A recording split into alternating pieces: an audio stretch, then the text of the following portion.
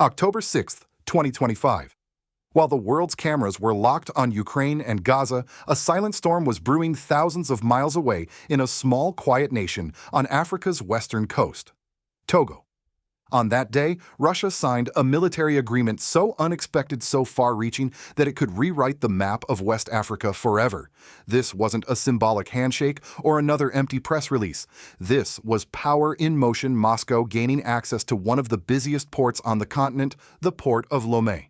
A deep-water harbor handling over 300 million tons of cargo each year, now opening its gates not only to trade ships, but to Russian warships. And here's where the plot thickens. Just 3 days earlier, Togo had signed another historic deal with the Sahel Alliance, Burkina Faso, Mali, and Niger.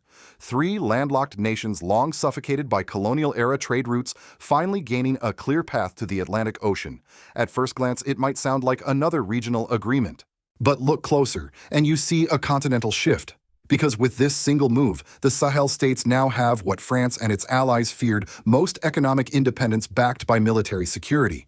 And the man whose name keeps echoing behind this transformation, Captain Ibrahim Traoré, the 37-year-old leader of Burkina Faso, whose vision of African sovereignty is now shaping not just one nation, but an entire region's destiny.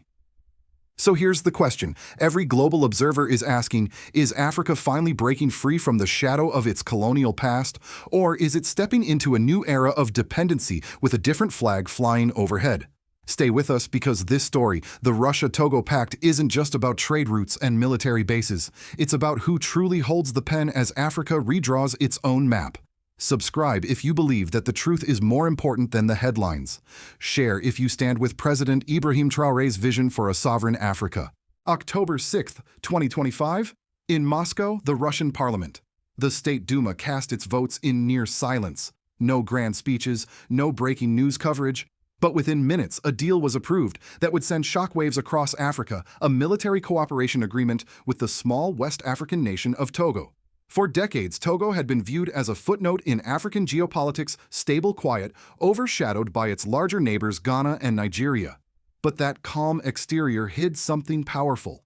The port of Lomé, its deep-water harbor, had become one of the busiest shipping hubs in all of West Africa. According to the World Bank, it handled over 300 million tons of cargo in 2024, more than most ports along the Gulf of Guinea combined. And now it was about to become Russia's new gateway to the Atlantic. The agreement went far beyond training exercises or military goodwill. It included a clause that allowed Russian warships to dock in Togolese waters and established joint naval training and logistical operations. For Moscow, this was monumental: a direct maritime foothold on the western edge of Africa, far from the Black Sea or Mediterranean routes that had long constrained its navy. But to understand the real meaning of this, you have to rewind 3 days earlier, October 3, 2025. That was when Togo quietly signed another deal, this time with the Alliance of Sahel States, Burkina Faso, Mali, and Niger. That second agreement was not military, it was economic, but in many ways even more revolutionary.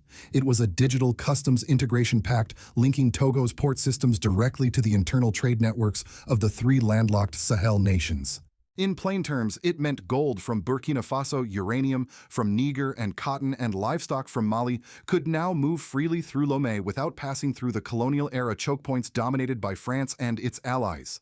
For the first time in modern history, these inland African nations had an unrestricted route to the sea, one that wasn't dictated by Western oversight. And this wasn't just about symbolism. The numbers tell the story.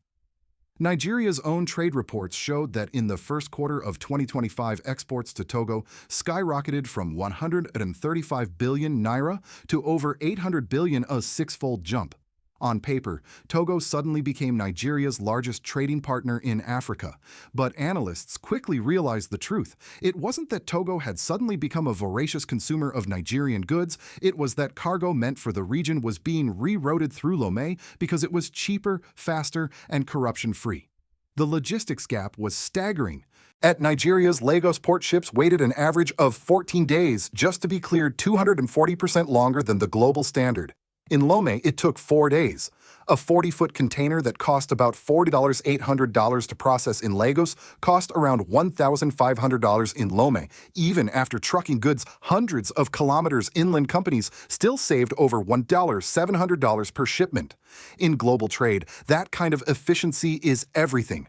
That's why major shipping companies, including Mediterranean Shipping Company (MSC), started redirecting their massive container ships away from Lagos toward Lomé. The result, Nigeria's ports began to stagnate, while Lomé surged into the spotlight as the new commercial heart of West Africa. Behind this transformation stood one man whose influence extended far beyond his own borders, Captain Ibrahim Traoré of Burkina Faso. Barely 37 years old, a former geology student and UN peacekeeper, Traoré had emerged as the voice of Africa's new generation of leaders, bold, unapologetic, and fiercely sovereign. His message was simple: Africa must no longer export its wealth through colonial channels. By linking his nation to the Togolese coast through trade and digital customs, Traoré was doing something previous generations only dreamed of: turning sovereignty into infrastructure, independence into economics. And while the world wasn't watching, this alliance, Sahel plus Togo with Russia now in the mix, was quietly rearranging the chessboard of West African power. Nigeria suddenly found itself encircled to the north by Niger, to the west by Togo, and beyond them a growing Russian presence. The Gulf of Guinea, long dominated by Western shipping and security, was becoming multipolar ground.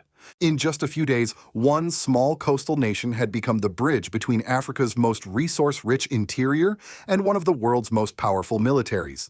It was a geopolitical earthquake, and the aftershocks were only beginning.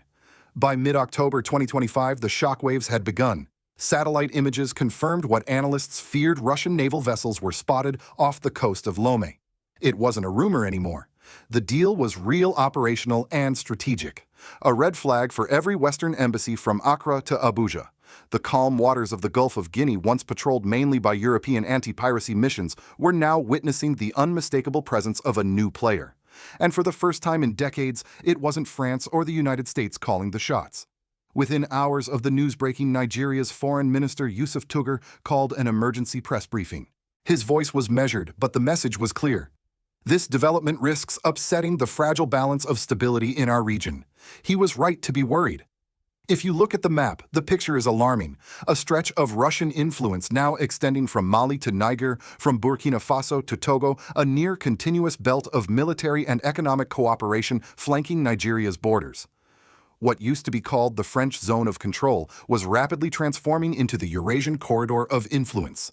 And all of this happened while France was still packing its last bases in West Africa, leaving behind a vacuum of power that Russia and the Sahel Alliance wasted no time filling.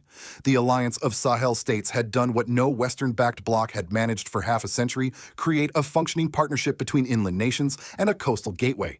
Their customs systems were now digitally linked. Gold, uranium, and grain were flowing outward. Revenue was flowing inward. For the first time, Africa's wealth wasn't stopping in Paris or Brussels. It was being counted in Ouagadougou, Bamako, and Niamey. But the high point, the true climax, came when President Faure Gnassingbé of Togo welcomed Russian naval officers during a ceremony at the port of Lomé.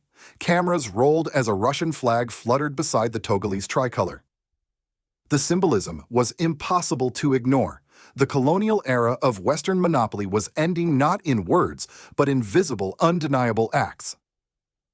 Across West Africa, the reactions split nations apart. In Burkina Faso, Mali, and Niger, crowds poured into the streets waving both national and Russian flags. Social media exploded with chants of "Sovereignty Sahel Rising" and "No more French boots on our soil." For millions, this was liberation, the physical manifestation of what Ibrahim Traoré had preached since 2022: Africa must own its destiny.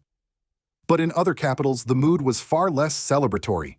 In Ghana, the government moved quickly, strengthening defense talks with Washington. Within weeks, U.S. diplomats were in Accra and Lomé pushing investment deals and security cooperation to maintain influence in the region. In Abuja, whispers spread through the Nigerian press about economic sabotage and a new Cold War playing out in Africa. The West, caught off guard, scrambled for a response. The U.S. ambassador to Togo, Richard Michaels, made a highly publicized visit to the port, praising it as a gateway to African trade and global prosperity. But everyone knew why he was there. Washington was trying to keep the door open before Moscow closed it. Meanwhile, the economic data painted an unsettling picture for Nigeria. Cargo volume through Lagos fell sharply. Investors began shifting supply chains to Lomé. The World Bank's logistics index ranked Nigeria 358th out of 370, while Togo surged upward. Even inside Nigeria, traders quietly admitted they were rerouting their shipments through Togo because it was faster and cheaper. The message was simple: efficiency had replaced loyalty. At the African Union headquarters in Addis Ababa, diplomats debated the implications. Was this a new form of colonial realignment or the birth of true African multipolarity? The lines were blurred. For the United States and France, the concern was less philosophical. It was strategic. Russia had gained a physical corridor of influence across the continent, and it did so not with invasion, but with partnership and trade.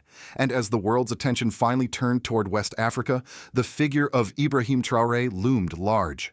For the youth across the Sahel, he wasn't just a president, he was a symbol of defiance, the man who refused to kneel before Western pressure, who spoke of sovereignty as a moral duty. In Nigeria's parliament, opposition lawmakers accused their own government of sleeping through a geopolitical earthquake. In Washington, think tanks debated whether the U.S. had lost Africa to Moscow. And through it all, Lomé kept operating 24 hours a day, ships, docking cranes, moving, and new trade routes quietly rewriting the continent's economic DNA. The high tide of history had turned, and this time it carried the colors of Africa itself. By November 2025, the consequences of the Russia-Togo Pact were rippling far beyond trade statistics and naval drills. They were visible in market schools and ministries across West Africa, reshaping daily life, national politics, and the fragile architecture of regional unity. In Nigeria, the effects hit like an earthquake. The once crowded Lagos port, long a symbol of the nation's economic pride, began to feel eerily quiet. Containers that used to pile up for weeks were now bypassing Lagos altogether, routed straight through Lomé. Dock workers complained of shorter shifts, customs revenue dropped, and shipping companies quietly relocated their offices to Togo. Economists warned that Nigeria could lose hundreds of billions of naira annually in customs duties alone. More worrying, its geopolitical clout, once unquestioned, was beginning to fade. For the first time in decades, Nigeria was reacting to regional changes rather than driving them. Politically, this was a nightmare for Abuja. The ruling government faced growing criticism for allowing a foreign corridor to form along its borders. Lawmakers demanded an investigation into why Russia was now present less than 200 kilometers from Lagos. National newspapers ran headlines like "Lomé, the new Lagos," and "Who lost the Gulf of Guinea?" Inside the corridors of ECOWAS, tension was boiling. The Alliance of Sahel States, Burkina Faso, Mali, and Niger had already pulled out of ECOWAS earlier that year, citing its pro-Western bias. Now their success was inspiring others. A new poll showed 54% of Togolese citizens favored leaving ECOWAS to join the Sahel bloc. For the first time, ECOWAS, once the gold standard of African regional integration, looked fragile, even obsolete. Without its northern members, its economic power shrank. Without Nigeria's leadership, its political unity fractured. And for millions of Africans watching from the sidelines, the question grew louder. Who really represents Africa's interests? The old blocs tied to Western capitals, or the new alliances building their own path? Yet beyond politics and diplomacy, the most powerful impact was psychological. Across the Sahel, ordinary citizens began to feel a shift in pride. In Ouagadougou, murals of Ibrahim Traoré appeared on market walls beside slogans like "La patrie" ou "La mort," sovereignty or nothing. In Bamako, students chanted that Mali was no longer landlocked, it is free. And in Niamey, miners spoke of sending gold and uranium through African hands, not European ports. This was no longer just geopolitics, it was a civil awakening, an emotional reclamation of dignity. But even as these nations celebrated newfound independence, some voices urged caution. Civil society groups in Ghana and Senegal warned that replacing Western dominance with Russian or Chinese dependence would simply swap one master for another. The Sahel leaders, for their part, insisted that this was different, that their partnerships were transactional, not ideological. They pointed to projects in Burkina Faso and Niger funded jointly by Russia and local cooperatives, not foreign corporations. Meanwhile, in Togo, the mood was a mix of excitement and unease. The port city of Lomé was booming, hotels, full cranes, busy streets buzzing with trade. But whispers spread about the long-term cost of allowing a foreign military presence. Would this alliance truly empower Togo or quietly erode its autonomy? In private meetings, even President Faure Gnassingbé's advisors voiced concerns about sovereignty dilution. Yet the economic boom was undeniable, revenues soared, unemployment dropped, and the world suddenly saw Togo as the Dubai of West Africa. For the Sahel nations, the transformation was even deeper. They were no longer just countries seeking aid. They were architects of a new regional order. But for Nigeria and ECOWAS, it marked the unraveling of an old one, a slow, painful recognition that the post-colonial model of integration had reached its limit. The lines were redrawn not by treaties in Paris or Washington, but by Port's data and the quiet determination of African leaders who decided to take control of their own borders, their own resources, and perhaps for the first time their own destiny. From Washington to Brussels, alarm bells began to ring. When the first Russian Navy supply vessel docked in Lomé under the new agreement, the Pentagon didn't dismiss it as a symbolic gesture. Intelligence briefings described it as Moscow's most strategic foothold on the Atlantic in half a century. For American analysts, it felt like déjà vu echoes of the Cold War, but this time on African soil. Except the world was no longer bipolar. This was a new chessboard, one where African nations were no longer pawns, but unpredictable players writing their own rules. At the State Department, policymakers struggled to craft a coherent response. Should the United States confront Moscow's advance directly, or should it rebuild trust with African partners long alienated by decades of conditional aid, military interventions, and moral lectures? In July 2025, just weeks after the Russian-Togo Pact went public, Ambassador Richard Michaels made a very visible trip to the port of Lomé. Cameras caught him smiling beside shipping executives and local officials. The message was clear: Washington still wanted in. He called Lomé a gateway to global trade open to all nations who believe in partnership. But behind the diplomacy, the anxiety was real. At the Atlantic Council, experts warned that if Washington hesitated, Russia and China could together dominate critical African logistics routes from the Red Sea to the Gulf of Guinea. And the Sahel alliance, powered by resources like uranium and gold, could soon have its own financial system, bypassing the US dollar and Western-controlled banks.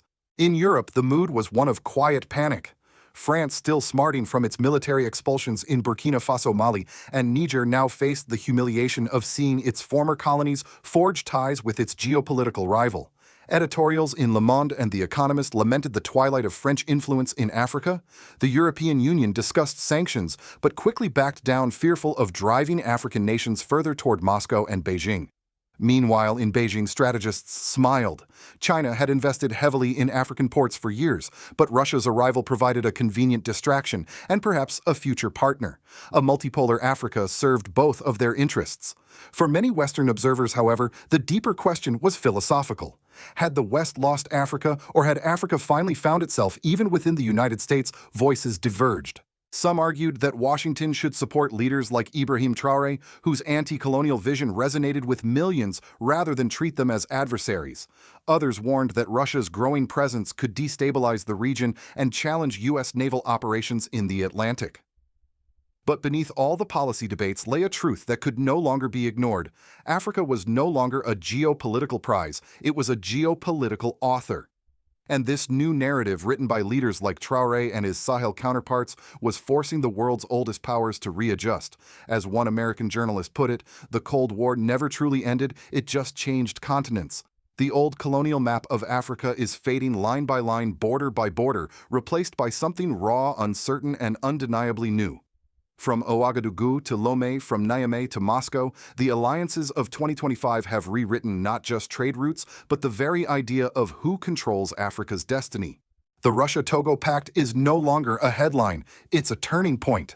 A signal that the world's youngest continent has finally stepped out of its old shadow and into a storm of its own making. Some call it liberation, others call it danger. Both may be right, because for every port that opens, another question rises. Will Africa's new partnerships bring true independence, or simply a new circle of dependency, this time gilded in rubles and contracts instead of francs and flags? In Burkina Faso, Ibrahim Traoré still speaks of sovereignty not as a slogan but as a moral duty. And perhaps that's what the world needs to understand. Sovereignty isn't a destination. It's a constant act of defense. The question is whether Africa, after centuries of extraction and exploitation, can now defend its own dream without surrendering it to another empire's embrace. For the rest of us watching from afar, it's not just an African story. It's a test of how power, justice, and dignity will be defined in the 21st century. So let me ask you, do you believe that President Ibrahim Traoré's vision of unity and sovereignty is the real path forward for Africa? Or are we witnessing history repeat itself under a different flag? Share this video if you believe Africa deserves to chart its own course. Subscribe if you believe the truth is more important than the headlines. Because the next chapter is being written, and this time, Africa holds the pen.